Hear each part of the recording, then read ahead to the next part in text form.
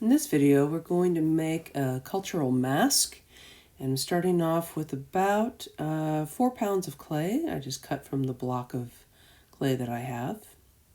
And when you're finished with your clay, always wrap that bag up so it doesn't get dried out.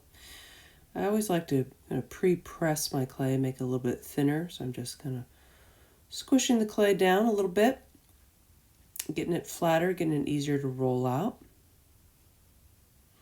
Make sure that your surface that you roll out your clay with is dry and free of kind of clutter. Do you have space to roll that clay out? And I'm going for about a ½ inch of clay. Roll it, shift it, and then roll again. It's important to move your clay every once in a while so you don't roll it and stick it to your table. Notice I just flipped my clay over as well, kind of rolling both sides of it. That stretches both sides of the clay. It makes it a little bit more even. So the goal here is to roll the clay out larger than what you want to end up with, because I'm going to be using some newspaper that you'll see in a moment to create the mold for it to kind of bend over. And you'll end up kind of cutting some extra clay eventually, but I'm trying to just make it just a little bit bigger than I think I want it to end up being.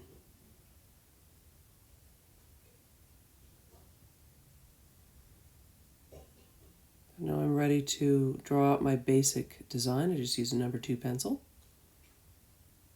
And the mask that I'm going to be making is kind of an African style mask, which have a tendency to be a little bit longer and more exaggerated than, say, a normal face mask.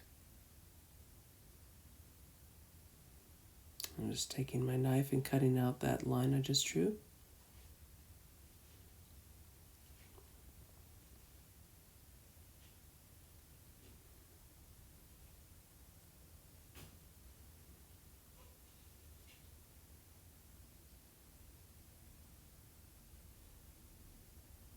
Okay, then with that extra clay, I'll end up using that for the mask shortly. So I just kind of wad that up and set that aside and clear my area.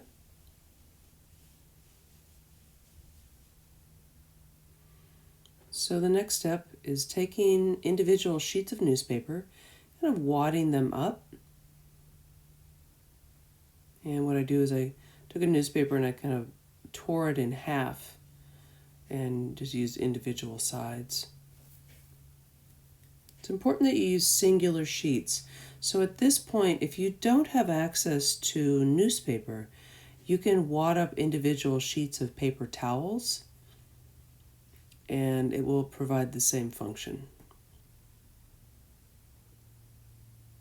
And so once I've gathered kind of enough newspapers, I'm going to kind of check to see if it more or less is going to fit inside my mask shape.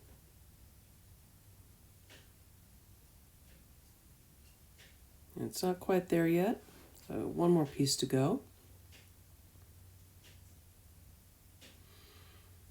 And then I take a full sheet of newspaper, that's not torn in half, and this is going to be the base for all the pieces I just crumpled up.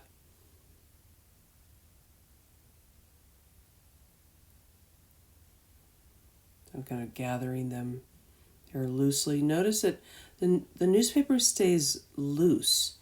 It's not wadded up really, really tight. If you wad up your paper too tight, it ends up forming little lumps underneath your face of your mask, and you don't want that. You want it to have kind of a loose, almost like a nest quality to your clay. So it just kind of supports it or cradles it as if it's a pillow for the clay. And just get any kind of tape. I'm using masking tape here, which is kind of a nice inexpensive tape to use. You can use Scotch tape or you can use duct tape, whatever tape that you want. I just think masking tape is kind of the easiest one. And here I am kind of taping it both horizontal and vertical, just really making sure I've got it mostly covered up and secured. And notice here that I'm kind of shaping it at this point, but it's very loose and pillowy. It doesn't have sharp lumps or sharp sides.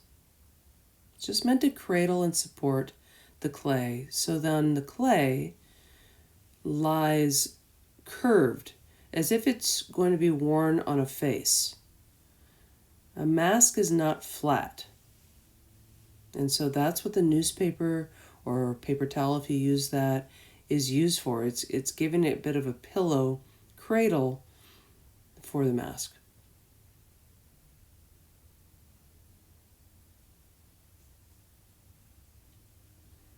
So here I'm just kind of shaping the clay, bending it around my form that I just made. And I want to make sure that it, for the most part, goes all the way down to the table. Eventually, your mask, when you're making it, is intended to sit against a wall. And you want it to not pop out oddly from the wall. You want it nice and flat against the wall. So this is mostly going to work, but I will have to trim it at some point when I'm closer to being finished with the face in order for it to sit really evenly against the wall. So here I'm just making some marks to kind of figure out where the eyes and the nose and the mouth are going to go. That center vertical line is just to keep things kind of symmetrical. And so I've got the eyes and the nose marked out, and here's the mouth. And this is where I'm going to be doing some cutting and some adding of clay.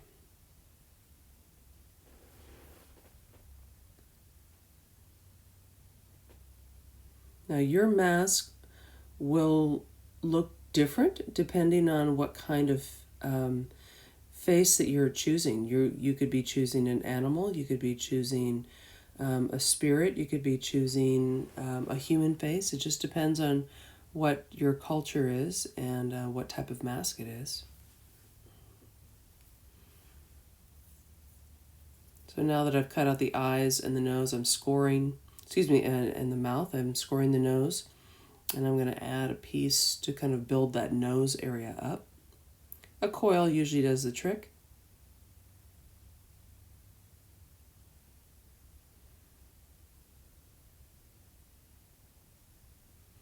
And I'm kind of slamming it down on the table a little bit to flatten the back and give it a little bit more shape. The back part of that where it's flat is going to lie against the base of the clay. And of course, score it. Got to make sure that that clay attaches, and I always like to get it wet a little bit with a sponge, make sure that helps stick the clay together. Kind of press that into place. And here I'm just forming a couple of balls of clay to basically show where the nostrils of the nose are. It's an exaggerated nose. In African masks, like many other masks, they have exaggerated features. So the nose might be very long, the mouth might be either very, very small or very large, and the eyes the same, very small or very large. So I'm just getting kind of the basic form down right now.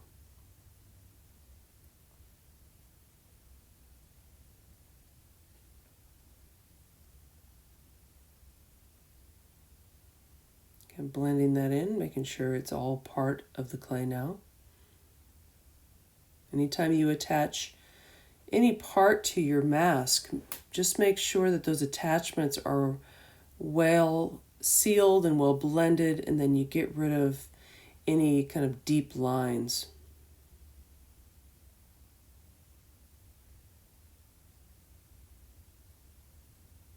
I'm just a little bit more building up of the nose.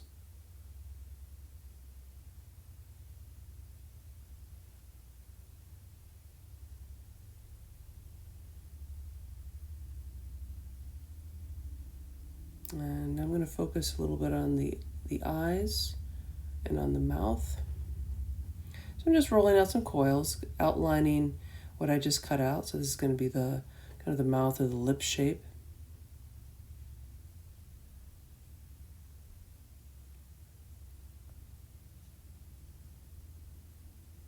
And you can blend using your fingers if you want. I sometimes do use my fingers, and then sometimes I'll switch over to my trusty wooden knife, which works really well too. If you don't have a wooden knife, you can use a wooden popsicle stick.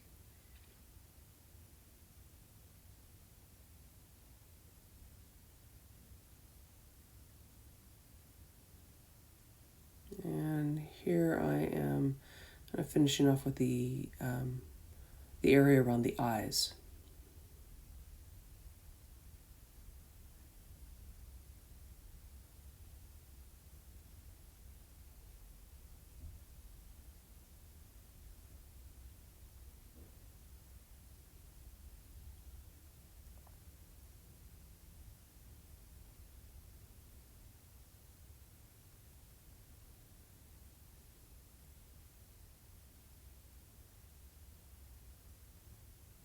And kind of securing that down onto the face. I didn't score, but the clay is really soft here, and I'll be blending this in anyway, as you can see here with the back of my wooden knife.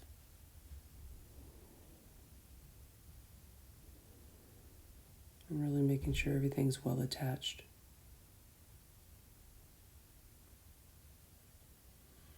Okay, so there is the first stage of my mask. Now I need to let it set up a little bit, so I'm going to wrap it up for a couple of days and get ready for the next part, which is to finish it.